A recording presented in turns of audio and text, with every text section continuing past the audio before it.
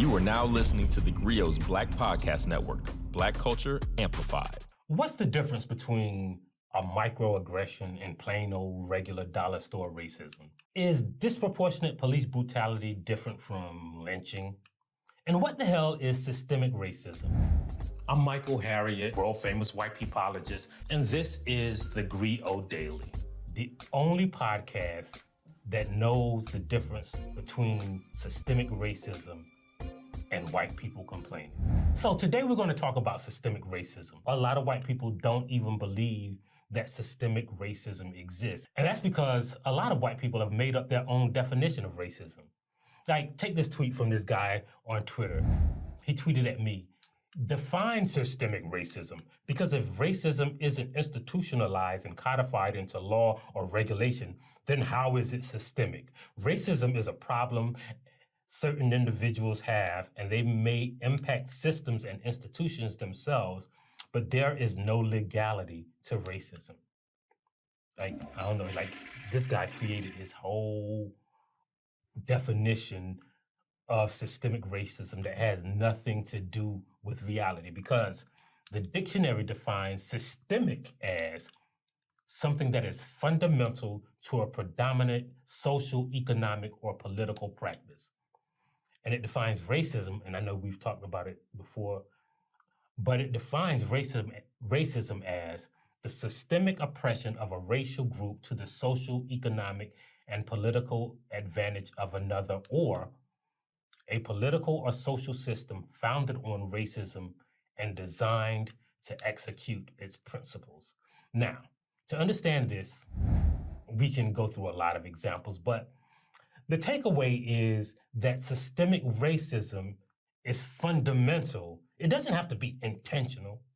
It just has to be fundamental. It has to be endemic. It has to be something that affects a system. Take lynchings, like the history of lynchings, for instance, right? What comprises a lynching, right? Like, if you look up the definition of lynching, it doesn't say like a person has to be hung by a noose by persons carrying a pitchfork, right? So in the 1800s and the early 1900s, lynchings weren't just like we like to think of them as, mob violence by hanging someone from a tree. But a lot of lynchings, in fact, most lynchings weren't necessarily hangings. One of the worst lynchings in history, Sam Hose, they just, and this is sad, trigger warning, they just set him on fire, and then they invited the crowd to come forward, take parts of his body with their pocket knives home as souvenirs. But it was a lynching.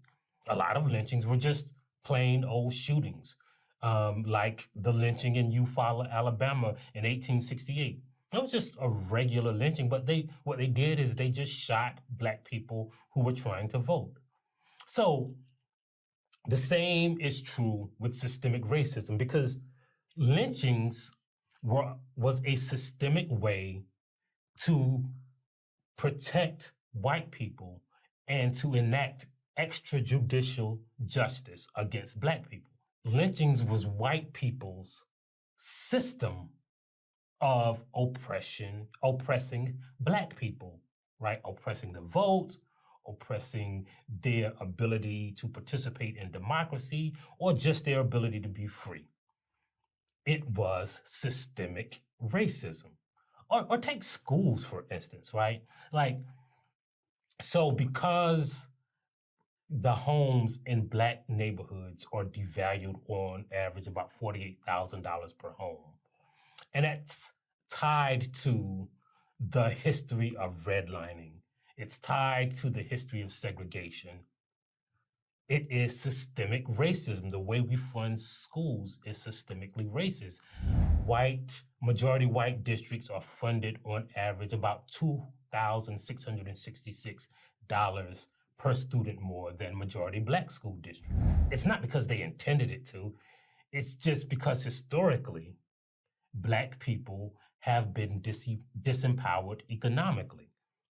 But it affects a system, and it is part of a system that oppresses Black children or Black students in public schools So the way we fund schools is systemically racist. Or like, this is a good example, right? Take prison sentences, for instance, right? So a study by the United States federal government shows that Black people who are convicted of a crime are sentenced on average about 19.6, so about 20% longer to prison than white people with the same criminal history who committed the same crimes, right? So Black people who commit the same crimes as white people are sentenced to longer sentences.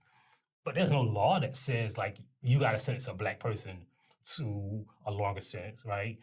As a matter of fact, it's really actually unconstitutional. But that system is pervasive throughout the court system. In federal courts, it's pervasive. In local courts, in district courts, it's pervasive.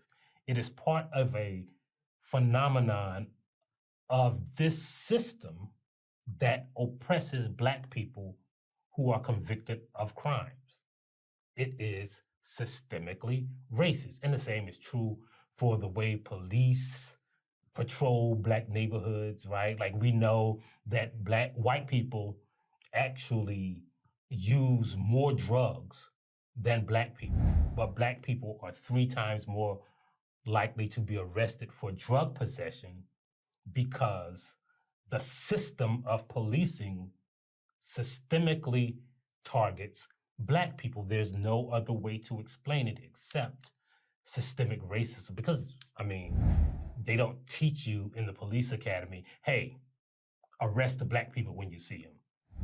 It's not a part of a policy in the police manual, but it exists. And because it exists and is pervasive throughout the country, it is systemic racism. A good example is what happened recently at BYU. Now, I don't know if you heard about this, but so BYU's volleyball team invited Duke's volleyball team to a tournament. And there were a bunch of people there. It was about 6,000 people there. And during the volleyball match, a guy started hurling racial slurs at Duke's only Black starting volleyball. And nobody did anything. And he kept yelling it, and nobody did anything.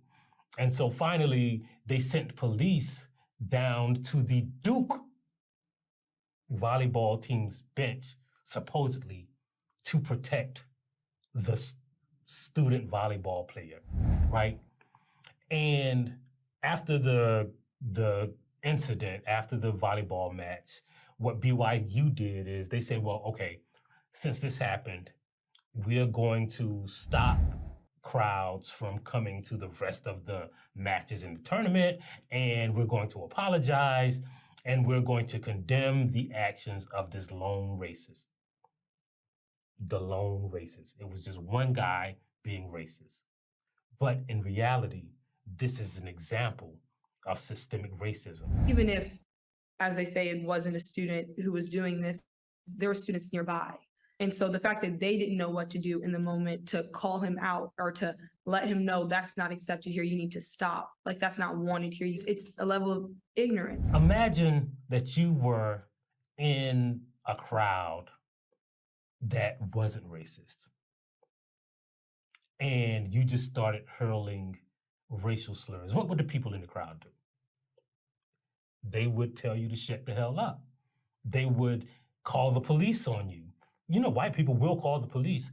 They would do something to stop you. Like, it's the same reason that people don't, like, take a squat in the mall parking lot. Because, you know, there's no sign that says you can't doo-doo in the parking lot, right? You can doo-doo at a campground and nobody will think it's crazy. But if you do it in Walmart's parking lot, people will think you're crazy. People will call the police on you.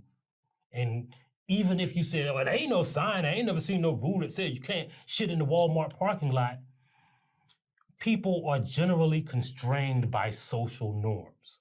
But this one guy, supposedly, who was the lone racist at BYU, he was not constrained because he knew he was surrounded by people who wouldn't think his actions are crazy. See, BYU is one of the whitest institutions in America.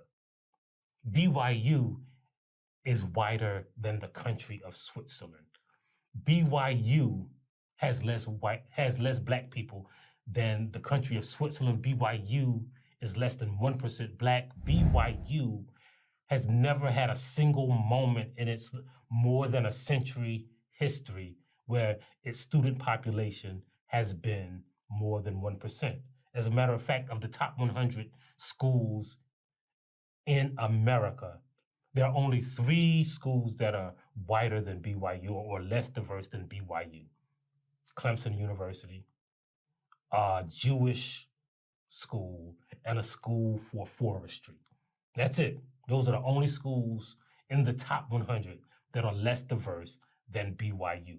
So this student, this so-called lone racist, knew that he was going to a place where he was protected by people who thought like him. Because if he didn't, he would be constrained by the social norms in the place that he was going. As a matter of fact, BYU thought that it was important to point out that the dude who was hurling these racial slurs wasn't a student at BYU.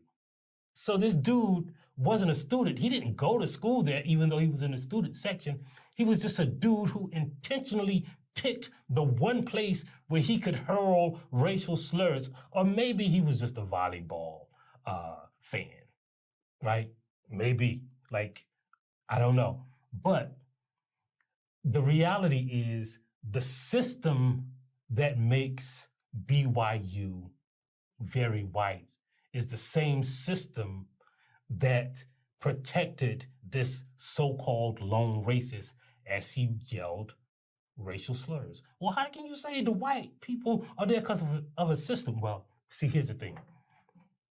BYU is a private university, and most of its funding comes from the Church of Jesus Christ of Latter-day Saints, and part of their policy for most of that church's existence was to do what they call denying black people the priesthood. So they believed, like, the tenet of this religion was like black people wouldn't go to heaven, that black people were genetically predisposed to being evil, that black people bore what they called the curse of Ham, that God himself had cursed black people.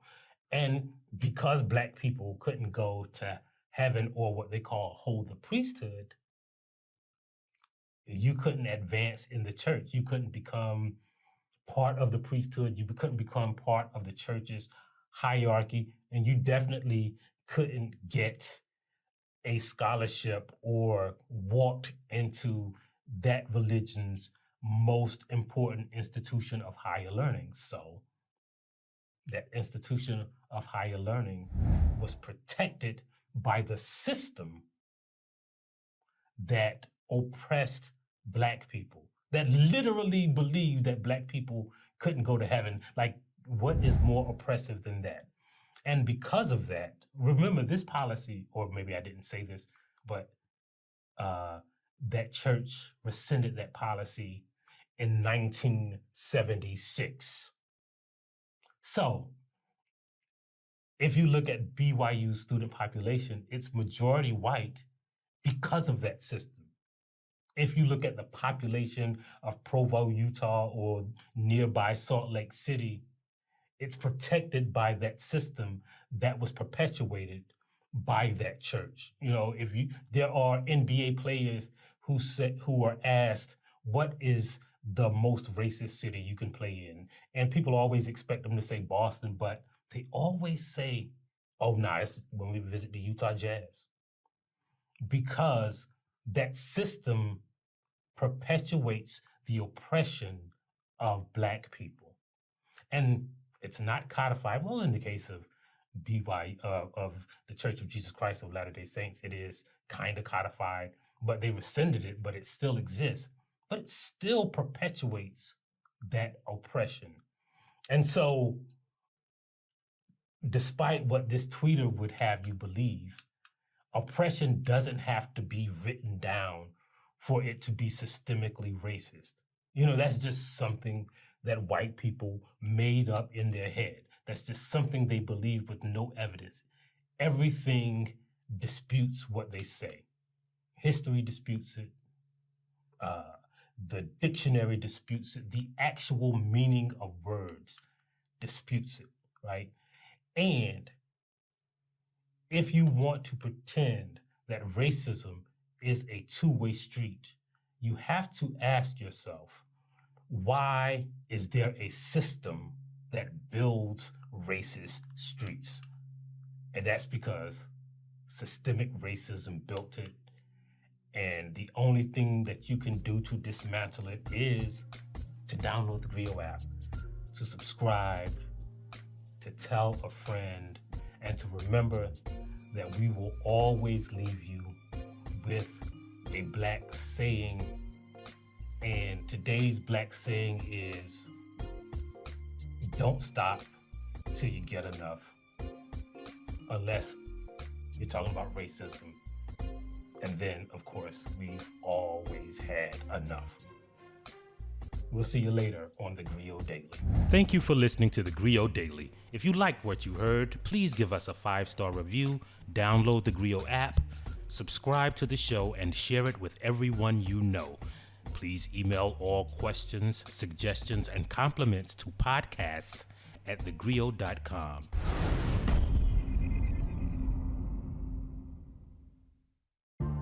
The GRIO Black Podcast Network is here, and it's everything you've been waiting for. News, talk, entertainment, sports, and today's issues, all from the Black perspective.